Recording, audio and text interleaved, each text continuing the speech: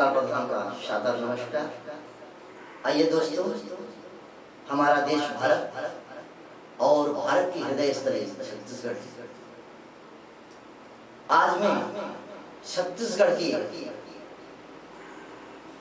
जिला महासमुंद विकास खंड बसना ग्राम जगत के एक अनूठे कलाकार को पेश कर रहा हूँ, जिनकी उम्र मात्र महज 5 साल है। जन्म से सुरदास हैं, जिन पर मां सरस्वती का असीम वरदान प्राप्त हो रहा है। ये अनूठे कलाकार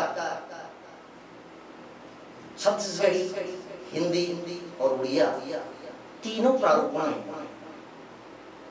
गायन के क्षेत्र में एक अचरज कलाकार हैं, आकर्षक कलाकार हैं। आइए सुनते हैं हिमांशु प्रसाद से।